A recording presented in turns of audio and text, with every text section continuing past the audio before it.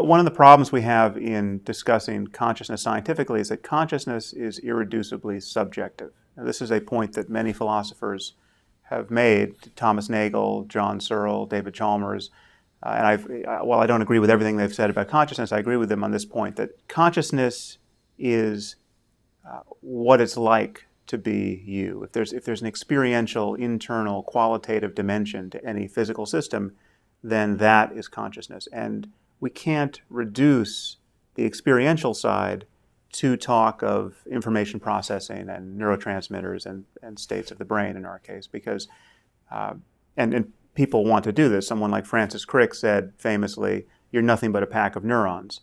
And that misses the fact that half of the reality we're talking about is the qualitative experiential side. So when you're trying to study human consciousness, for instance, by looking at states of the brain, all you can do is correlate experiential changes with changes in brain states. But no matter how tight these correlations become, that never gives you license to throw out the first-person experiential side. That'd be analogous to saying that if you just flipped a coin long enough, you would realize it had only one side. And now it's true you can be committed to talking about just one side. You can say that heads being up is just a case of tails being down, but that doesn't actually reduce one side of reality to the other. And to give you a more precise example, we have very strong third-person, quote, objective measures of things like anxiety and fear at this moment.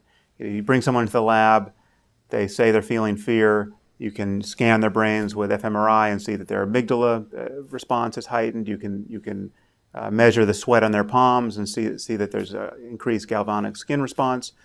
You can check their blood cortisol and see that it's spiking. So these now are considered objective third-person measures of fear. But if half the people came into the lab tomorrow and said they were feeling fear and showed none of these signs, and they said they were completely calm when their cortisol spiked and when their palms started to sweat, these objective measures would no longer be reliable measures of fear. So the cash value of a change in physiology is still a change in the first-person conscious side of things, and we're inevitably going to rely on people's subjective reports to understand whether our correlations are accurate. So the hope that we are going to talk about consciousness shorn of any kind of qualitative, internal, experiential language, I think is a false one. So we have to understand both sides of it, subjective, classically subjective and objective.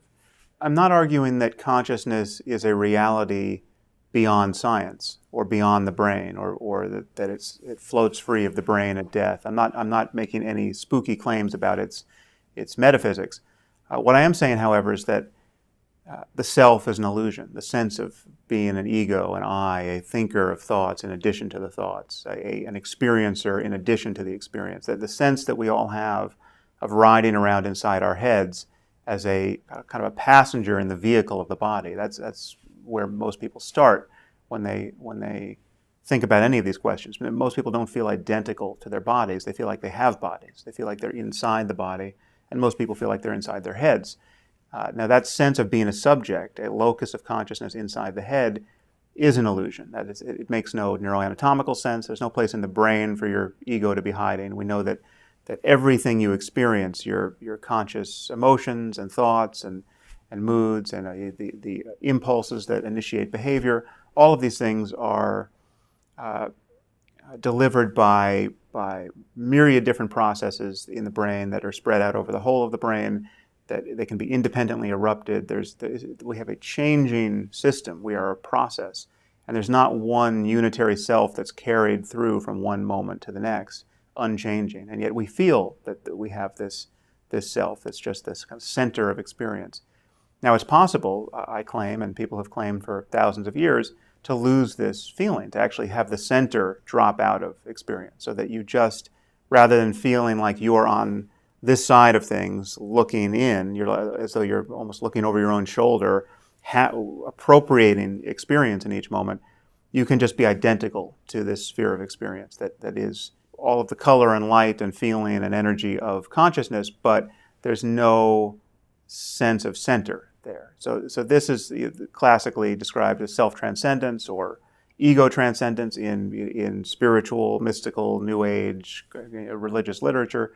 It is, in large measure, the baby in the bathwater that religious people are afraid to throw out. It's if you want to take seriously the project of being like Jesus or Buddha or some, whatever your favorite contemplative is, self-transcendence really is at the core of the phenomenology that is described there. And what I'm saying is that it's a real experience. It's clearly an experience that people can have. And while it tells you nothing about the cosmos, it tells you nothing about what happened before the Big Bang, it tells you nothing about the divine origin of certain books, it doesn't make religious dogmas any more plausible, it does tell you something about the nature of human consciousness.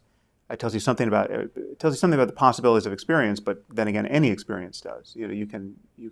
There's just people have extraordinary experiences, and the problem with religion is that people extrapolate from those experiences and make grandiose claims about the nature of the universe. But these experiences do entitle you to talk about the nature of human consciousness, and it just so happens that this experience of self-transcendence does link up with what we know about the mind through neuroscience to form a plausible connection between science and classic mysticism, classic spirituality. Because if you lose your sense of a unitary self, if you lose your sense that there's a permanent, unchanging center to consciousness, your experience of the world actually becomes more faithful to the facts. It's not a distortion of the way we think things are at the level of the brain. It's actually, it brings your experience into closer register with how we think things are.